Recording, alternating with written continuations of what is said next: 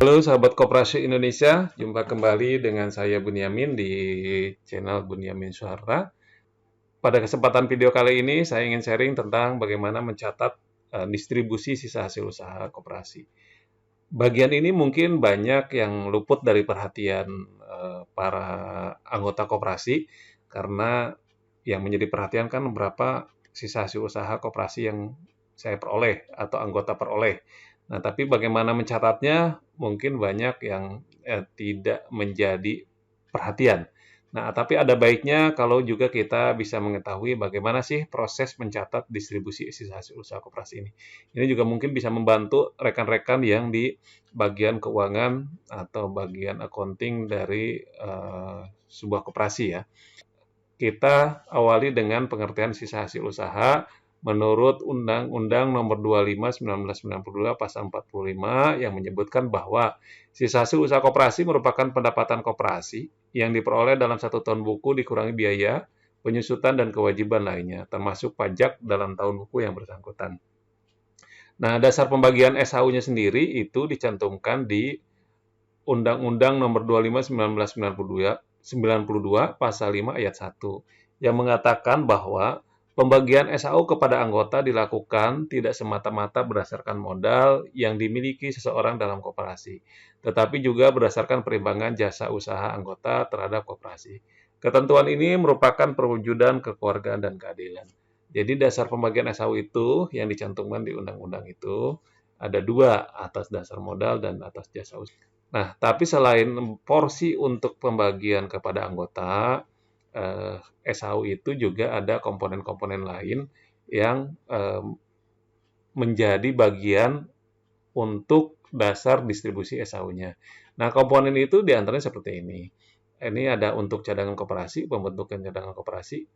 Lalu ada yang tadi ini atas partisipasi simpanan anggota dan atas partisipasi usaha anggota, seperti mana yang tadi dicantumkan di Undang-Undang Koperasi Nomor 25 ya. Lalu ada juga untuk dana pengurus, dana karyawan, dana pendidikan, dana pembangunan wilayah kerja, dana sosial. Nah, komponen-komponen ini mungkin yang sering kita gunakan, walaupun komponen ini bisa saja kita rubah, termasuk persentasenya ya. Tapi ini yang lazim komponennya ya, terutama komponennya ini adalah yang lazim terdapat di koperasi-koperasi di Indonesia. Komponen distribusi SHU-nya seperti ini. Cadangan, atas simpanan anggota, atas partisipasi, ada untuk pengurus sebagai bonus akhir tahun, untuk karyawan juga sebagai bonus akhir tahun dari sisa hasil usaha, dana pendidikan, nah ini juga penting karena sebetulnya inti dari sebuah koperasi itu adalah bagaimana meningkatkan pendidikan anggotanya supaya lebih memahami bagaimana perusahaan koperasi itu harus dikembangkan. Ini pembangunan wilayah kerja dan sosial itu sebagai dana CSR ya. Nah, lalu dari mana sih SHU itu diperoleh? Nah, kalau kita lihat dari laporan keuangan sebuah koperasi, misalkan ini saya kasih contoh ya, sebagai sampel saja laporan keuangan dari di koperasi, SHU itu kan diperoleh dari pendapatan ini. Nah, ini komponennya pendapatan, dikurangi beban pokok, kalau memang ada beban pokok, dikurangi dengan beban usaha. Beban usaha tadi ada beban operasional, ada beban penyusutan, dan lain-lain. Lalu ini akan menjadi laba sebelum pajak ya. Nah, setelah itu dikurangi pajak badannya, bagaimana ketentuan juga undang-undang bahwa sebuah badan usaha itu menjadi subjek pajak, sehingga dia melaporkan pajaknya, maka SHU adalah setelah pajaknya seperti ini.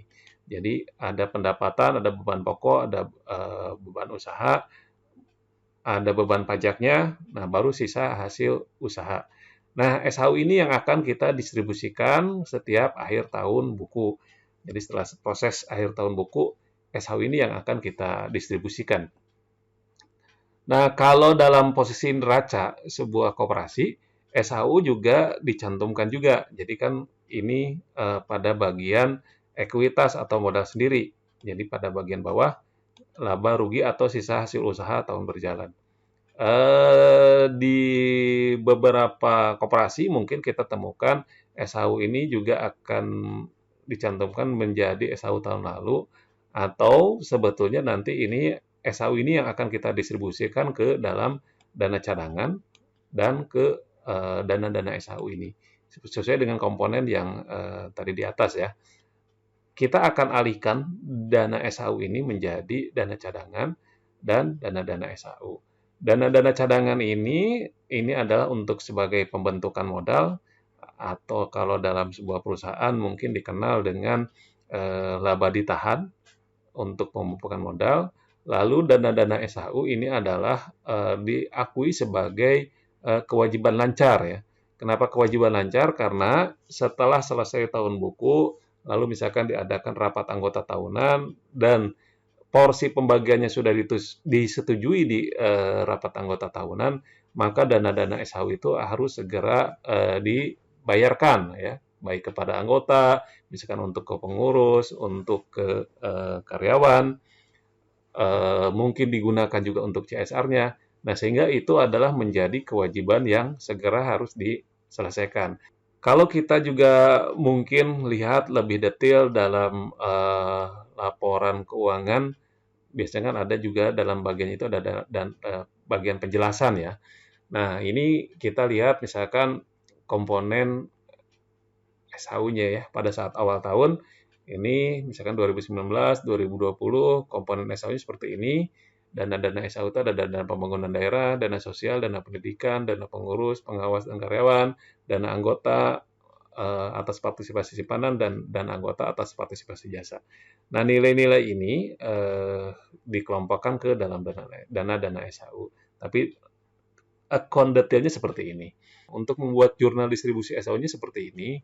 Jadi pada saat awal tahun berdasarkan misalkan anggaran dasar ketentuan yang ada di anggaran dasar atau di aturan rumah tangga, atau kita bisa mengacu kepada hasil keputusan RAT tahun sebelumnya. Nah, SHU ini kita distribusikan, kita tempatkan ke dalam porsi-porsi tadi yang perhitungan untuk SHU-nya.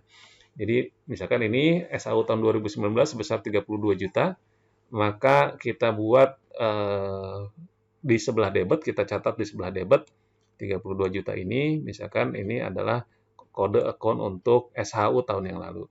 Kemudian lawan jurnalnya, lawan pencatatannya adalah tentu tadi ke cadangan ya, 3050. Lalu ini untuk dana pembangunan wilayah kerja, ini dana sosial, dana pendidikan, dana pengurus, dan ini.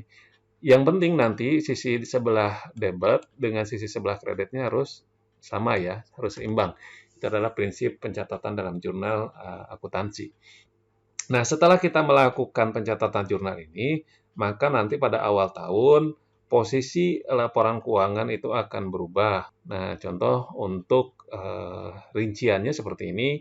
Setelah dilakukan penjurnalan, sudah bertambah, dana pembangunan bertambah, dana sosial bertambah, dan selainnya juga bertambah, maka jumlah dana-dana SHU menjadi 79 juta. Kita lihat ke posisi neracanya. Nah, posisi neracanya setelah kita melakukan jurnal itu, yang awalnya tadi ada 32 juta sebagai laba rugi tahun berjalan, maka pada saat awal tahun setelah kita melakukan jurnal transaksi distribusi SHU, maka dia posisinya jadi 0. Lalu dia akan beralih ke cadangan ya ini dari 379 juta menjadi 388 juta. Juga dana-dana SHU akan bertambah dari 54 juta menjadi 79 juta. Jadi kita mengalihkan laba rugi tahun berjalan tahun lalu ke cadangan dan ke dana-dana SHU. Pada saat nanti kita membagikan dana-dana SHU tersebut, baik kepada anggota atau ke pengurus, maka tentu kita akan mengeluarkan kas kan. Nah, kas ini lawannya adalah ke dana-dana SHU. Jadi, contoh pencatatan untuk pada saat pembagian, misalkan pada setelah RAT, SHU tersebut dibagikan ya. Misalkan ini untuk anggota. Nah, maka nanti pencatatannya seperti ini. Di debitnya adalah dana-dana SHU, dana SHU atas partisipasi simpanan, dana SHU atas partisipasi jasa, lawan transaksinya di sebelah kreditnya adalah ke kas ya, misalkan ini kas rupiah atau 110. Ini kalau kita bayarkan tunai. Atau kalau kita bayarkan secara transfer atau bank, mungkin ini lawannya bisa juga ke bank ya. Yang jelas nanti di dana-dana SAU didebatkan di sebelah debit, lalu kas dikreditkan ini pada saat distribusi sisa hasil usahanya. Baik teman-teman, itu saja yang bisa saya sharingkan. Terima kasih atas dukungannya dan juga jangan lupa like, share, and subscribe. Sampai jumpa kembali pada video yang lainnya.